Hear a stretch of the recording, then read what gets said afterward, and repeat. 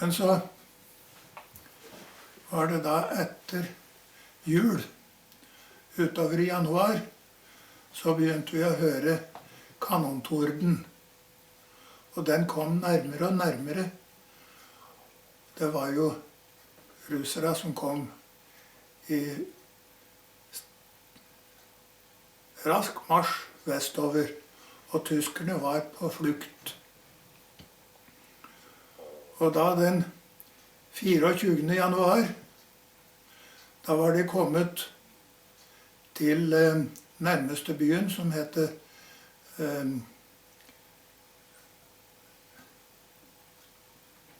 ja. Nå ble det borte. Elbing. Hva? Elbing. Ja, si det høyere. Elbing. Elbing, ja. Da var russere kommet dit. Og da skulle vi ut og gå. 25 kuldegrader om morgenen. Og vi skulle ut og gå brakkevis. Og da var det i den brakka vår var det 1300 fanger. Og det var en nokså selsom kolonne som stilte opp der. Nærmest vandrende lik. Og vi hadde fått et halvt brød til niste, og vi skulle ta med oss ullteppet vårt. Og mange av de sultne fangene satte seg og spiste opp hele brødet med det samme. Så var det ut og gå da i den sprengkulda. Og da hadde vi ikke gått langt før det første ullteppet lå i veikanten. Og da skjønte vi hva det betydde. At en som er så svak at han ikke klarer å bære ullteppet sitt, han kommer ikke langt.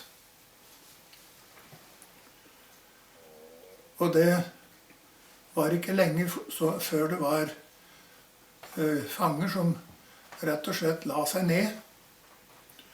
Og de ble skutt av vaktene som kom bakerst. Og bare dratt ut av veien.